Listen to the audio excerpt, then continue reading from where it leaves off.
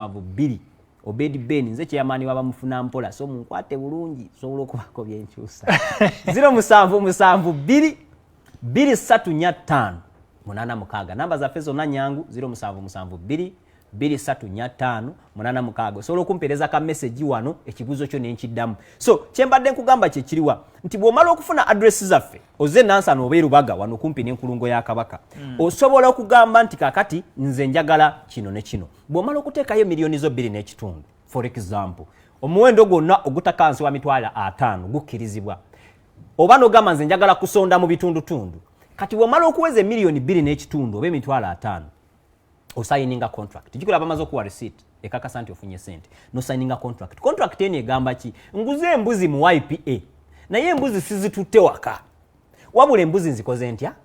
nzibalekedde embuzi zino bangambye bagenda zirabirira kutaka lyabwe bangambye bagenda zirunda bazijjanjabe ne bwe zinaafa bajja kumpaamu endala ze banampa zirina okubanga zigula sente zezimu neze nakoze ntya si sente zezimu ne sente zitaka wansi zenaguze zikirizibwa okwambuka kubanga nsubira nti wembanga njirunzo olwaliro ngebadde ya mitwalo 5 yes waita wakaseera ino kubanga value yayo kati value yayo bwerinnya okkirizibwa okufuna value ye eriko era bw'oli bulira wano ku BBS gwadde ogulidde ku mitwalo 5 n'olya nti kati embuzi yaffe egula emitwalo 8 manya nti neje wagula 5 eri ku 8 kyotayinza kuddamu kuwulira kwe kuya nti kati embuzi eri 49 oba 9 risk season ezibeera mu kufuuyira ddagala temunkubire ne muŋŋamba nti kakati embuzi bazibbye kino kibaddewo risk eyani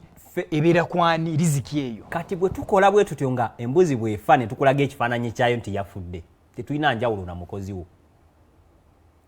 ffe enjawulo eriwo nti tuzuukiza embuzi bwefa it is upon us katala lyaffe okukyusa ne tukyusa embuzi eyo ne tuteekawo endala nga gye tutaddewo ezitowa sente zezimu ne ziriwa togenda kwerabika nti bazibbye togenda kwerabikira nti ate zasse ebbeeyi nti oba akatale kaddibye bampadde emitwalo 2 ate nagula 5 togenda kuddamu kweraliikirira nti kakati embuzi zange eddagala n'alijjawa abakozi baffe buli kimu kyaffe fe ogenda tusasula luvannyuma lwa myaka emeka 3 investment yeno tugenda girabira miliyoni 2 n'ekitundu buli mwaka zikuwe miliyoni 2 n'ekitundu okumala emyaka 3 nga tetukujjangako wadde 10 contract yeno bw'ogimalako emyaka 3 tukuyite ku mmeeza watuwa 2 kitundu kati olina miliyoni 10 ogenda tuwaako mmeka nti 2 kitundu osigaze miliyoni 7 n'ekitundu oba embuzi 15 nga tezikola ki ezo miliyoni 7 n'ekitundu nzikubalira kati ng'ebbeeyi tennalinnya naye chansi y'ebbeeyi okulinnya yesinga okuba ewagulu actually olwaleero ennaku z'omwezi ziri 22 ennaku z'omwezi 2 ebbeeyi eno yabadde ekyuse naye olw'okusaba kw'abangi zomanyi community yange gyenkulembera erimu abamufuna mpola ffe tusinga obungi ssebo mu Uganda tuli bangi kakati president ensonga ezo nina okunkwata obulungi nina omulimu munene eno gyenkola wansi bamufuna mpola bannange ne bankubira ne bagamba nedda kino kisusse tulindemu nenkubiriza emergency executive board meeting nempita governing board meeting ne tusalawo nti ennaku z'omwezi 8 omwezi ogujja bamufuna mpola bonna bafunye emisaala bafunye buli kimu teri kwekwasa tugamba ennaku z'omwezi 8 omwezi ogujja lwe tujja okwongeza tudde ku miliyoni 2 mu emitwalo 5 naye gwe ayagala okutunda essaawa eno nga gwe contract ye makiwalinze oba oyagala kufuna ku magoba otundira ku 5 mu emeka 5 okitegedde Ben yes bwe mmala okulunda embuzi zino nga zikuze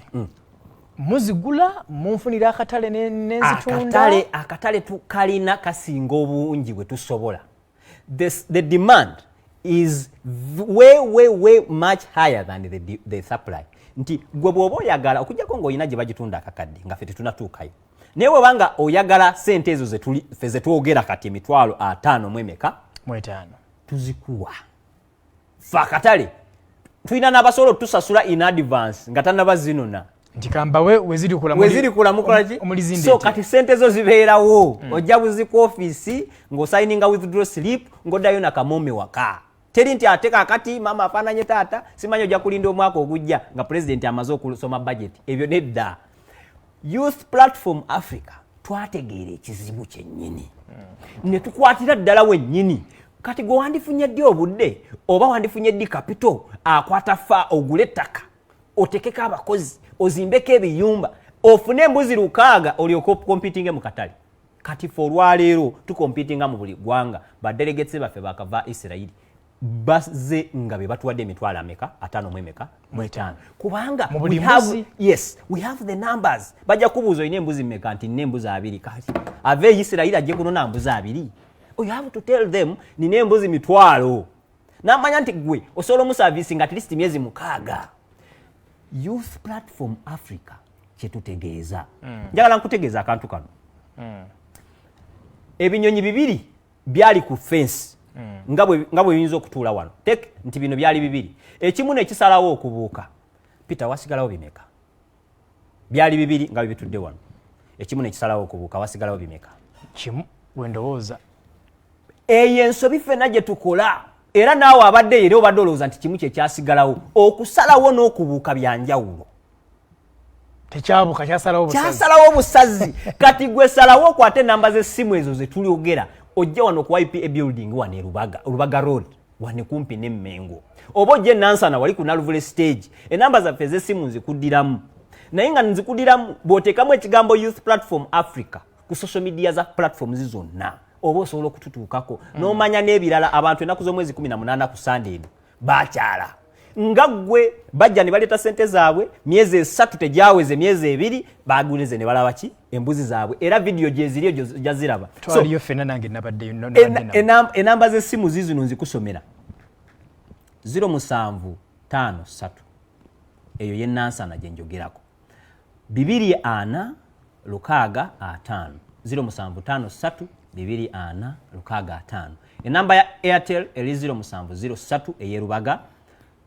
0000 asatumunya 0703 0 emirundi ena then osimbya asatumunya oba okube ku yange oba osindikire ka message 0772 2345 86 obugagga tebuli mu kusalawo obugagga buli mu kusalawo n'okola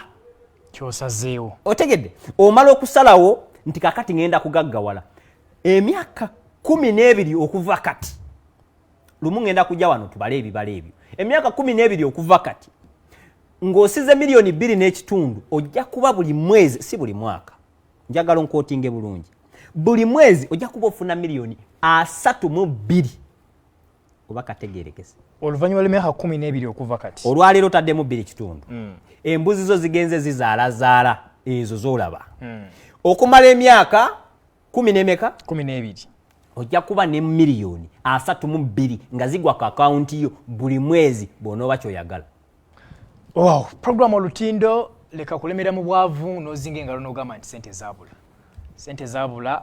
gubika agenda okubanga yesibye mu bwavu. Mwami Ben Obed, General Manager okuva mu Youth Platform Africa, atutegeezezza bwe tusobola okwejja mu bwavu. Mwami ono tukyali naye ajja kuba ayongera okutulambulira bwe tusobola okwejja mu bwavu. Leka kubeera eyo n'oggwamu ssuubi n'osalawo ekintu n'ogana kukikola. Nga batutegeezezza salawo ekintu osobola okukikola, osobola okwejja mu bwavu ng'oyita mu kulonda. Balonda embuzi, nosala nokola nabo contract tewali byaliziki gamba nti zifudde sina taka wakulimira bayina ekyokuddamu kyo genda bakubira ku simu zaabwe zonna oba banoonye ku mutimbagano Youth Platform Africa. Nyongera okujjukiza nga tugenda maaso n'okujaguza ekujjuko emyaka 7 nga tuweereza ku mpewo ku mayewo g'empuliziganya BBS terefaniya saako n'abakozi baayo bonna tugenda kuba tuli mu bitundu awo ebyekasubi ku club gye bayita Power King jangu abayimbi bagenda beera bayitirivu ate okuyingira mu tugenda kubanga oyingirira bwere. Program tuno bwe tuwetambudde olunaku luno olwaleero kankwerekereze nkulekere akalowoozo akagamba nti wona oyagala okuba kwojotukako mu nsi leka kubeera awo olimi kwekkiririzaamu. Okwekkiririzaamu ky'ekintu ky'olina okusooka okukola omala okwekkiririzaamu ebizigere byonna byonna bijja kuba bisobola okuba nga bitambula. Sinza kubanga nsikowo wano program olutindo Mwami Zimade Peter Atenyi n'omugenyi wange Mwami Ben Obed okuva mu IPA. Ayi Katonda kuuma Ssaabasajja.